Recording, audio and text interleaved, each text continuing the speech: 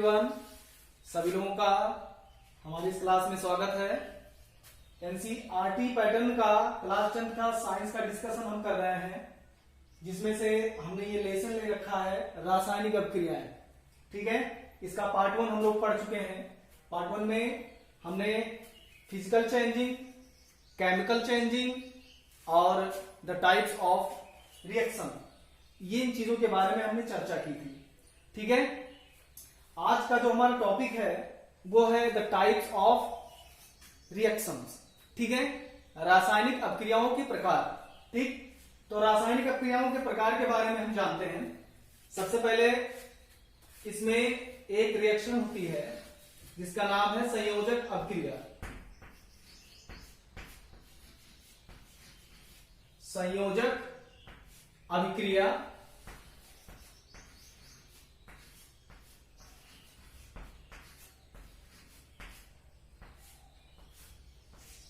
ठीक है।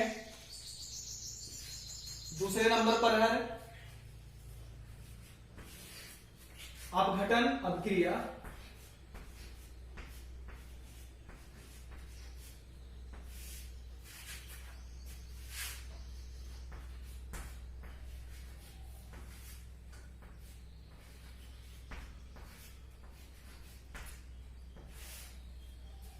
तीसरे नंबर पर है विस्थापन अभिक्रिया।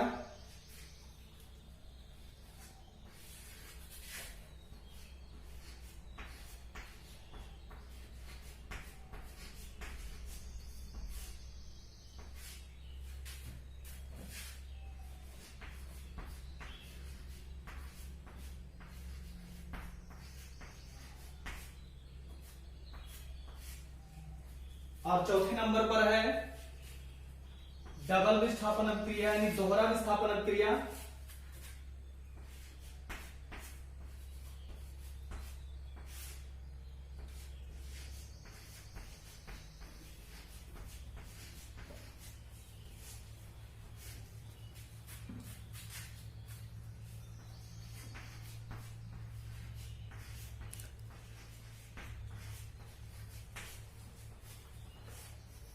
ठीक है, पांचवें नंबर पर है रेडॉक्स अभिक्रिया।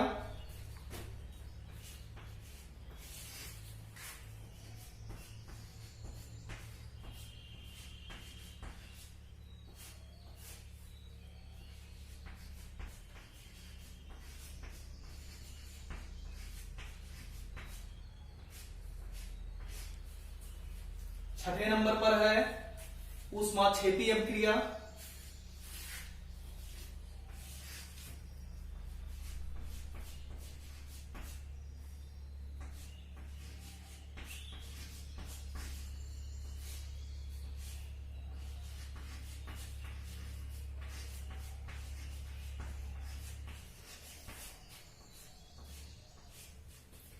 और सबसे लास्ट सातवें नंबर पर है ऊष्माशोषी अभिक्रिया।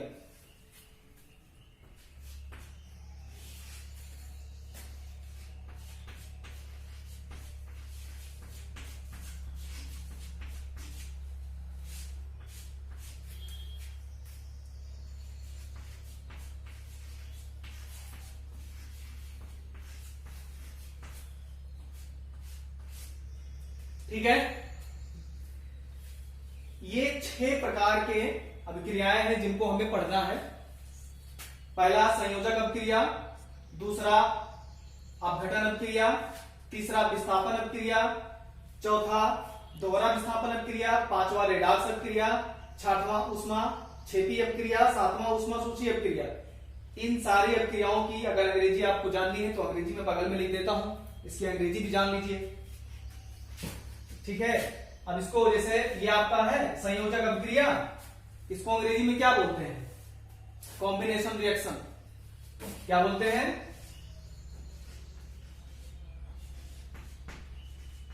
कॉम्बिनेशन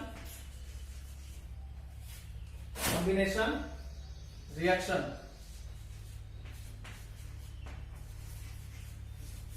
ठीक है, अपघटन अभिक्रिया को क्या बोलते हैं अंग्रेजी में? Decomposition reaction.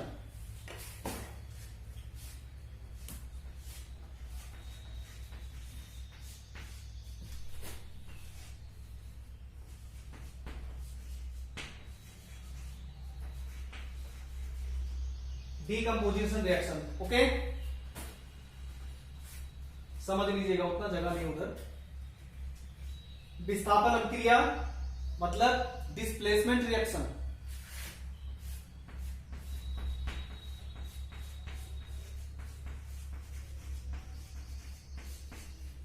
डिस्प्लेसमेंट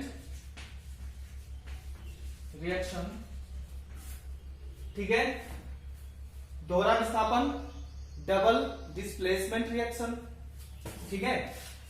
वही चीज आप डुअल डिस्प्लेसमेंट, ठीक है। वही चीज, जैसे ये विस्थापन अभिक्रिया का डिस्प्लेसमेंट रिएक्शन हो गया, तो दोहरा विस्थापन का हो जाएगा डुअल डिस्प्लेसमेंट रिएक्शन। ओके,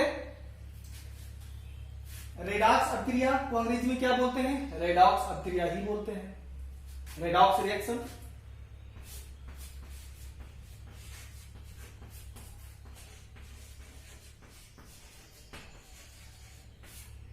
ठीक है। ऊष्माक्षेपी, ऊष्माक्षेपी क्या होता है? Exothermic reaction.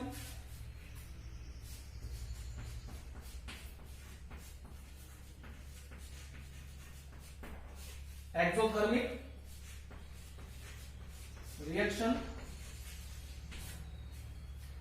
और ऊष्माशोषी एंडोथर्मिक रिएक्शन।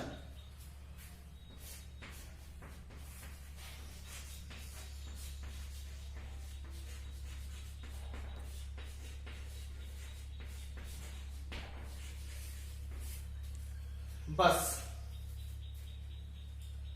हो गया। नंबर फर्स्ट संयोजक अभिक्रिया कॉम्बिनेशन रिएक्शन, नंबर सेकेंड अपघटन अभिक्रिया डिस्प्लेसमेंट रिएक्शन, नंबर थर्ड विस्थापन अभिक्रिया डिस्प्लेसमेंट रिएक्शन, नंबर फोर्थ दोहरा विस्थापन अभिक्रिया dual displacement, number fifth redox अभिक्रिया रेडॉक्स रिएक्शन, नंबर सिक्स ऊष्माक्षेपी अभिक्रिया यानी एक्सोथर्मिक रिएक्शन, नंबर सेवन ऊष्माशोषी अभिक्रिया यानी कि एंडोथर्मिक रिएक्शन। ये जितने टाइप के रिएक्शन आपके हैं इनको आप नोट कर लीजिए पूरा अच्छे से, ठीक है। और एक एक करके इन सारे रिएक्शन के बारे में हम जानते हैं, एग्जाम्पल के साथ समझते चलते हैं। ये 6 रिएक्शन 7 रिएक्शन हमको अच्छे से समझना है, ठीक है। ओके, नोट कर लीजिए इसको। हेलो स्टूडेंट, ये जो लास्ट में हमने ऊष्माशोषी अभिक्रिया का इंग्लिश लिखा है एंडोथर्मिक रिएक्शन, ये शायद आपके कैमरे में नहीं आ रहा है, ठीक है। ये आपके कैमरे में नहीं आ रहा है, लेकिन इसको आप लिख लीजिए। एंडोथर्मिक रिएक्शन इसकी इंग्लिश होती है, ऊष्माशोषी अभिक्रिया की इंग्लिश होती है endothermic reaction. ENDOTHERMIC endothermic reaction आप लोग नोट कर लीजिए, ठीक है। और उसको नोट कर लीजिए, उसके बाद में एक एक करके सारा हम इस पे डिस्कशन करते हैं एग्जाम्पल के साथ। ओके,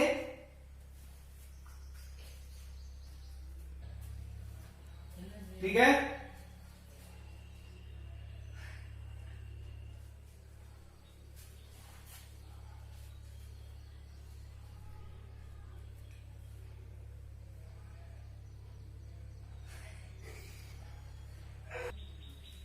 ओके, तो जो 7 प्रकार के अभिक्रियाएं हमने लिखी हैं उनके बारे में एक एक करके हम डिस्कस करेंगे, ठीक है। लेकिन सबसे पहले जो सबसे जरूरी चीज है वो हम जान लेते हैं। क्या जरूरी चीज है? ओके, इन 6 रिएक्शन के बारे में 7 रिएक्शन पढ़ाए हैं ना, 7 रिएक्शन लिखा है ना, 7 रिएक्शन है। तो इन 7 अभिक्रियाओं के बारे में हम एक एक करके पढ़ेंगे, एग्जाम्पल के साथ पढ़ेंगे, ठीक है। और इससे पहले इन 7 रिएक्शन को पढ़ने से पहले हमें 2 इंपॉर्टेंट चीजें जाननी है। क्या चीज? एक हमें ये जानना है कि what is a reactive series, रासायनिक अभिक्रिया श्रेणी क्या होती है। और दूसरी है आपकी धनायन और ऋणायन। धनायन और ऋणायन किसी तत्व पे कैसे लग जाता है और क्यों लग जाता है, ठीक है। ये चीज हम जान लें और रिएक्टिव सीरीज जान लें, ठीक है, रासायनिक अभिक्रिया श्रेणी। तो रिएक्टिव सीरीज सबसे पहले आपको कुछ नहीं करना है, बस सीधे से मैं लिख देता हूं और समझा देता हूं, आप समझ जाएंगे, तुरंत समझ जाएंगे, बिल्कुल बहुत आसान है, ठीक है। इसको पहले लिख लीजिए आप लोग, रिएक्टिव सीरीज।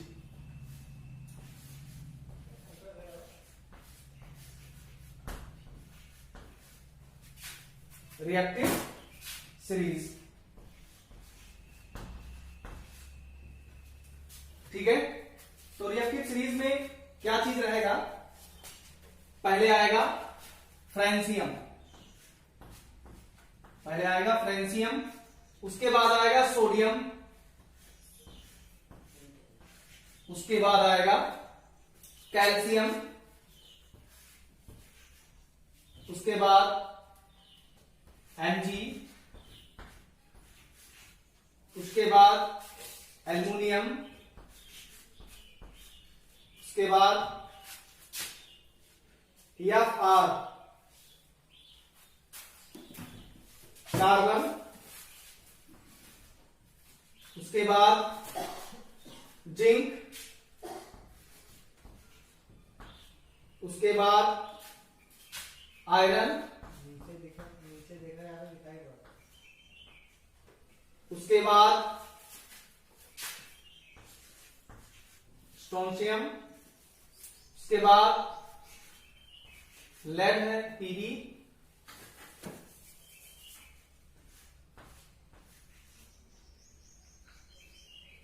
उसके बाद में Fr NaCMgLCNZnFeSnPb, उसके बाद में ये पूरा आ नहीं रहा है, पूरी सीरीज आ नहीं रही है आपके बोर्ड में। ठीक है, आप परेशान मत होइए, इसको मैं इरेज कर देता हूं, मिटा देता हूं, दोबारा दूसरे तरीके से लिख देता हूं।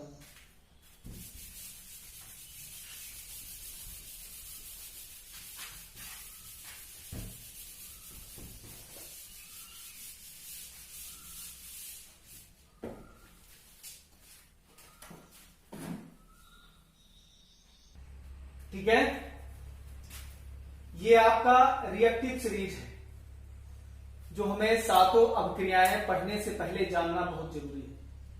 जो हमने सातों अभिक्रिया आपको लिखवाया है, पहले नंबर पे संयोजक अभिक्रिया, दूसरे नंबर पे विघटन अभिक्रिया, तीसरे नंबर पे विस्थापन अभिक्रिया, चौथे नंबर पे दोहरा विस्थापन अभिक्रिया, पांचवें नंबर पे रेडॉक्स अभिक्रिया, छठवें नंबर पे ऊष्माक्षेपी अभिक्रिया और सातवें नंबर पे ऊष्माशोषी अभिक्रिया। ठीक है, इन सारी अभिक्रियाओं को पढ़ने से पहले ये जो हमारा ये रिएक्टिव सीरीज है, इसका नाम है रिएक्टिव सीरीज, मतलब रासायनिक अभिक्रिया श्रेणी है ये। ठीक है, अब इसका क्या मतलब होता है सर? आपने लिख दिया है, पहले फ्रेंशियम लिखा है, sodium, calcium, magnesium, aluminium, carbon, ये पूरा यहां तक लिखा हुआ है। ठीक है, इसका क्या मतलब है?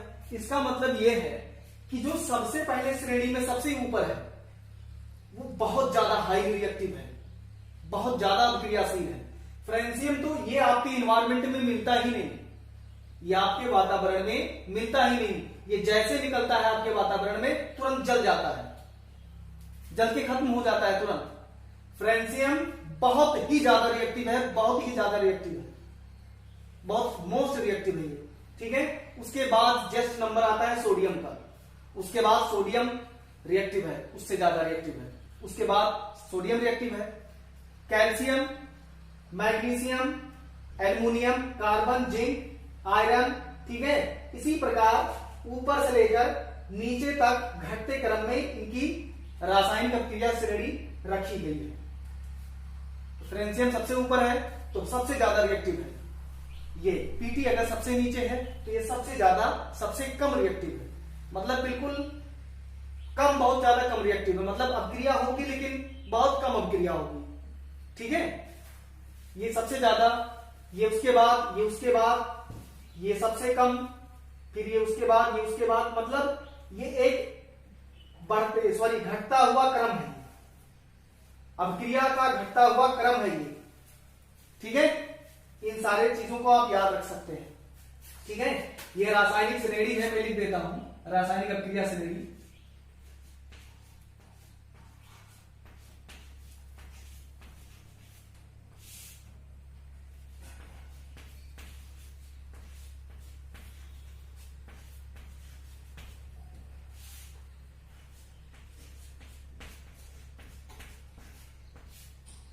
ठीक है, ये आप लोग ध्यान रखिएगा। ठीक है, ये पूरा नोट कर लीजिए। अब इसके बाद में ये इंपॉर्टेंट था हमारे लिए, ठीक है, ये हमारे लिए इंपॉर्टेंट था, इसे हम हमेशा ध्यान रखेंगे, तभी रिएक्शन आराम से हम कर पाएंगे, हमें रिएक्शन करने में कोई प्रॉब्लम नहीं होगी। और दूसरी चीज, धनायन और ऋणायन क्या होता है, ठीक है, धनायन और ऋणायन, ये चीज जानना हमें जरूरी है, ठीक है। तो जिस तत्व पे जिस एलिमेंट पे धनात्मक चार्ज होता है, पॉजिटिव चार्ज होता है, मेरा मतलब ये कोई अगर तत्व है, इस पे अगर प्लस चार्ज है, ठीक है, तो वो धनायन है। और इस पे अगर कोई तत्व हमने मान लिया x और इस पे अगर माइनस चार्ज है, तो ये हो गया ऋणायन। ये लगता क्यों है, धनायन कब लगता है और कितना धनायन लगता है, क्यों लगता है, और ऋणायन कब लगता है और कितना ऋणायन लगता है और क्यों लगता है, ठीक है, इसकी बात हम कर लेते हैं। देखो, आप लोग एक चीज जानते हैं कि फॉर एग्जाम्पल के तौर पे एक तत्व लेते हैं, ऑक्सीजन। ऑक्सीजन गैस को ले लो, ऑक्सीजन का परमाणु क्रमांक कितना होता है, ऑक्सीजन का परमाणु क्रमांक कितना होता है, 8, ठीक, ऑक्सीजन का परमाणु क्रमांक 8 होता है। जब इसका हम इलेक्ट्रॉनिक विन्यास करते हैं तो ये ऐसे टूट जाता है, ऐसे टूट जाता है।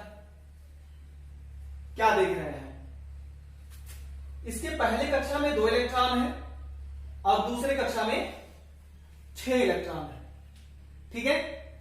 हमेशा प्रत्येक तत्व अपने अष्टक को पूरा करना चाहता है, इसीलिए वो प्रत्येक तत्व से या किसी चीज से रिएक्शन करता है, रिएक्ट होता है। क्यों? क्योंकि वो अपने अष्टक को पूरा करना चाहता है, खुद को स्टेबल बनाना चाहता है, अस्थायी बनाना चाहता है। रिएक्शन इसी कारण से होता है किसी भी तत्व में कि वो खुद को स्टेबल करने के लिए रिएक्ट होता है, खुद को अस्थायी बनाने के लिए, ठीक है। ये अस्थायी कब होंगे, ऑक्सीजन अस्थायी कब होगा, जब ये अस्थायी तब होगा, देखो, प्रत्येक तत्व अपने को स्टेबल बनाना चाहता है, अस्थायी बनाना चाहता है। इसका केवल एक मतलब है, वह अपना अष्टक पूरा करना चाहता है। क्या मतलब सर जी अष्टक का? कहने का मतलब वो अपनी लास्ट कक्षा में 8 इलेक्ट्रॉन चाहता है। अष्टक पूरा करने का मतलब 8 इलेक्ट्रॉन चाहता है। अब हम देख रहे हैं कि जब हम ऑक्सीजन का इलेक्ट्रॉनिक विन्यास करते हैं जिसका परमाणु क्रमांक 8 है, तो पहले कक्षा में 2n² के हिसाब से इलेक्ट्रॉनिक विन्यास हमने ये बोरबरी के नियम से कर रखा है। हालांकि आप बाउ नियम से भी, एसपीडीएफ नियम से भी होता है, उससे हम करेंगे, आगे चैप्टर पढ़ेंगे ढेर सारे। फिलहाल अभी समझने के लिए इतना हमने लिया है, ठीक है, इसको समझ लीजिए। तो जब इलेक्ट्रॉनिक विन्यास हमने कर दिया, पहली कक्षा में 2 इलेक्ट्रॉन और दूसरी कक्षा में 6 इलेक्ट्रॉन, और सर जी आप तो बता रहे हैं कि अष्टक पूरा करने के लिए 8 इलेक्ट्रॉन को चाहिए तत्व को, ठीक है, हाँ बिल्कुल 8 इलेक्ट्रॉन चाहिए। यहां 6 इलेक्ट्रॉन है, इसे और कितने इलेक्ट्रॉन चाहिए कि ये 8 इलेक्ट्रॉन बन जाए? 2 इलेक्ट्रॉन इसे अगर और मिल जाए तो ये 8 इलेक्ट्रॉन बन जाएगा, अष्टक पूरा हो जाएगा। मतलब जो मेरा शर्त है कि प्रत्येक तत्व अपना अष्टक पूरा करना चाहता है, तो इसका मतलब अगर इसे 2 इलेक्ट्रॉन कहीं से मिल जाए तो इसका 8 इलेक्ट्रॉन हो जाएगा, मतलब अष्टक पूरा हो जाएगा। मतलब 2 इलेक्ट्रॉन ये चाहता है, किसी से लेगा तो कर्जदार बन जाएगा, 2 इलेक्ट्रॉन का ऋणी हो जाएगा। इसीलिए ठीक है, अगर ऑक्सीजन 2 इलेक्ट्रॉन ले रहा है किसी तत्व से, तो कहने का मतलब ये हुआ कि अगर ऑक्सीजन ने 2 इलेक्ट्रॉन लिया है तो ऑक्सीजन पे 2 माइनस चार्ज लग जाता है। हमेशा आप लोग देखे होंगे कि ऑक्सीजन पे हमेशा 2 माइनस चार्ज लग जाता है। क्यों? अब इससे ये हमें पता लग रहा है कि ऑक्सीजन का अष्टक पूरा नहीं था, कि किसी से 2 इलेक्ट्रॉन लेकर तब 2 इलेक्ट्रॉन लिया है, मतलब लेने का काम हुआ है इसमें, इसलिए इस पे 2 माइनस चार्ज है, डबल माइनस चार्ज, ठीक है। यह हो गया ऋणायन की बात, ठीक है। अब हम बात कर लेते हैं धनायन की बात। सोडियम को ले लो, जिसका इलेक्ट्रॉनिक क्या नाम है, परमाणु क्रमांक जो होता है वो 11 होता है। ठीक है, इसका जब इलेक्ट्रॉनिक विन्यास करेंगे 2n² के नियम से। अब इलेक्ट्रॉनिक विन्यास करना ना आता हो तो वो मेरी गलती नहीं है। इलेक्ट्रॉनिक विन्यास आपको कक्षा 11 में ही पढ़ा दिया जाता है। हालांकि ये मैं कक्षा 11 की बात कर रहा हूं, कक्षा 10 में ही, कक्षा 9 में ही आपको सिखा दिया जाता है कि इलेक्ट्रॉनिक विन्यास कैसे किया जाता है। ठीक है, अगर नहीं आता तो उसे प्रैक्टिस कीजिए, सीखिए, अच्छे से पढ़िए। जो भी प्रॉब्लम हो आप मुझे कमेंट कीजिए, बताइए, सारा दुख दर्द मैं दूर करूंगा। बशर्ते ये है कि क्लास टाइम से अटेंड करो और अपने प्रॉब्लम को बताओ।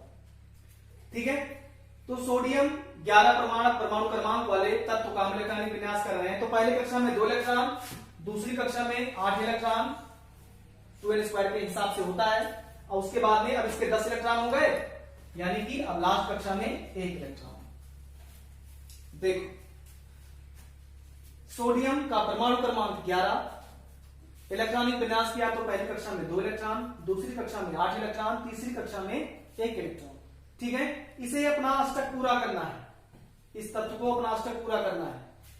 मतलब लास्ट कक्षा में, अंतिम कक्षा में इसे 8 इलेक्ट्रॉन हर कीमत पे चाहिए। ठीक है, अगर इसके पास है नहीं तो ये लेगा, अगर इसके पास ज्यादा है तो ये किसी को देगा। कुल मिला के केवल 8 इलेक्ट्रॉन ही होने चाहिए इसकी बाहरी कक्षा में बस।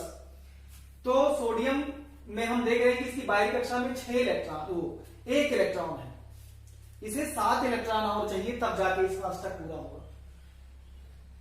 इलेक्ट्रॉन का आदान प्रदान या तो 1 इलेक्ट्रॉन से हो सकता है, या तो 2 इलेक्ट्रॉन से हो सकता है, या तो 3 इलेक्ट्रॉन से हो सकता है। इससे ज्यादा इलेक्ट्रॉन से कभी आदान प्रदान नहीं होता। ठीक है, तो 7 इलेक्ट्रॉन किसी से लेने के बजाय अपना एक ही इलेक्ट्रॉन किसी को दे दे तो ज्यादा ठीक है। भाई 7 इलेक्ट्रॉन मेरे हिसाब से 118 एलिमेंट में कोई ऐसा एलिमेंट नहीं है जो इनको 7 इलेक्ट्रॉन देने को तैयार हो जाएगा, या 7 इलेक्ट्रॉन किसी से पाए, ऐसा नहीं हो सकता। ठीक है, इसलिए जो सोडियम है ये अपने बाहरी कक्षा से 1 इलेक्ट्रॉन का परित्याग कर देता है, निकाल देता है। तो जब ये 1 इलेक्ट्रॉन को निकाल देता है तो सोडियम 1 इलेक्ट्रॉन का दाता बन जाता है। मतलब ये निकालने की क्षमता रखता है, मतलब दे देने की क्षमता रखता है, लेने की नहीं। इसलिए ये 1 इलेक्ट्रॉन का धनी कहलाता है। जितना देता है उतना धनी कहलाता है, और जितना लेता है उतने का ऋणी कहलाता है। ठीक है, आगे बात समझ में? तो ये चीज था धनायन और ऋणायन। ठीक है, आपके समझ में उम्मीद करता हूं आ गया होगा। अगर नहीं आया है तो एक बार मैं फिर से बता देता हूं कि जितने इलेक्ट्रॉन का आदान प्रदान होता है वही धनायन और ऋणायन बनता है। जितना इलेक्ट्रॉन हम लेते हैं उतना ऋणायन लग जाता है तत्व पे, और जितना इलेक्ट्रॉन हम परित्याग करते हैं उतना धनायन लग जाता है किसी भी तत्व पे। तो ये धनायन और ऋणायन का बात था जो कि आपको बढ़िया से समझना था। अब ये रासायनिक श्रेणी है, ये अभिक्रिया सीरीज है। सबसे ऊपर वाला सबसे ज्यादा रिएक्टिव है, सबसे ज्यादा अभिक्रियाशील है। सोडियम उसके बाद रिएक्टिव है, कार्बन उसके बाद रिएक्टिव है, मैग्नीशियम उसके बाद रिएक्टिव है। ऐसे ऐसे सारे तत्व एक के बाद एक कम रिएक्टिव होते चले जाते हैं। सबसे लास्ट में आपका पीटी है। ठीक है, ये सबसे ज्यादा सबसे कम रिएक्टिव है, उसके बाद ये, उसके बाद ये। ठीक है, इसे आप नोट कर लीजिए।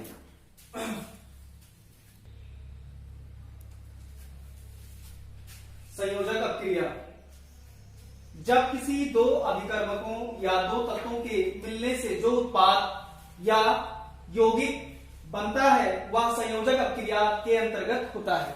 कहने का मतलब ये हुआ कि संयोजक अभिक्रिया 2 तत्वों या 2 अभिकर्मकों को जोड़कर जो उत्पाद, जो प्रोडक्ट या जो भी कंपाउंड यौगिक बनाया जाता है वो संयोजक अभिक्रिया के अंतर्गत होता है। कहने का मतलब जोड़ने का काम होता है, इसमें मिलाने का काम होता है, जोड़ दिया जाता है।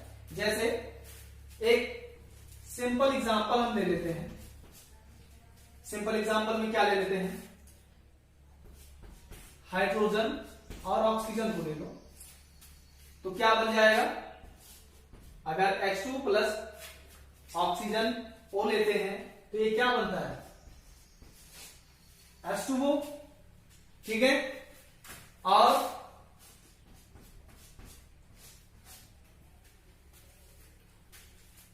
और कोई ऐसा एग्जाम्पल? Na प्लस Cl क्या बन जाता है?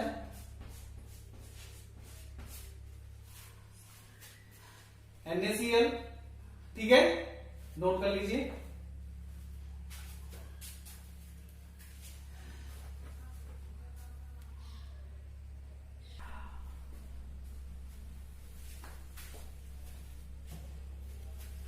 एक एग्जांपल और लिख लें आप लोग इसमें।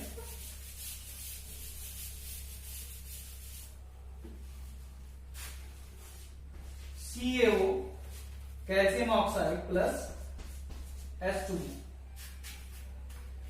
ठीक है, अगर क्विक लाइन को हम H2O हाइड्रोक्साइड में अगर मिलाएं, कहने का मतलब कैल्शियम ऑक्साइड को हाइड्रोक्साइड में अगर मिलाते हैं तो क्या मिलता है?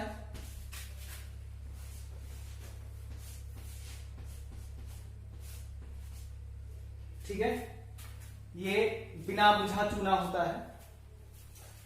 Calcium oxide plus H2O is equal to calcium OH का होल ट्वाइस। ठीक है, ये एक एग्जांपल ये भी नोट कर लीजिए। कैल्शियम ऑक्साइड और हाइड्रोजन ऑक्साइड से मिलकर क्या बना है? कैल्शियम हाइड्रोक्साइड का होल ट्वाइस, यानी कि Ca प्लस OH का होल ट्वाइस। ठीक है, नोट कर लीजिए इसको।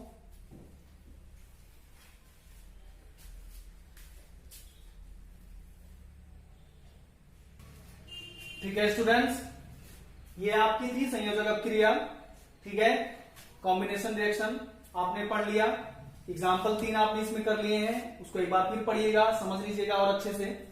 और जितनी चीजें मैंने आज आपको पढ़ाई है उसको एक बार रिवीजन कर लीजिएगा, एक बार वीडियो दोबारा देख लीजिएगा। ठीक है, जो भी डाउट जो भी प्रॉब्लम होगा मैंने व्हाट्सएप नंबर आप लोगों को बता रखा है, उसमें आप अपने डाउट अपने प्रॉब्लम भेज सकते हैं। ठीक है, आपको पूरी प्रयास किया जाएगा कि आपको पूरा जानकारी दिया जाए, पूरा आंसर दिया जाए।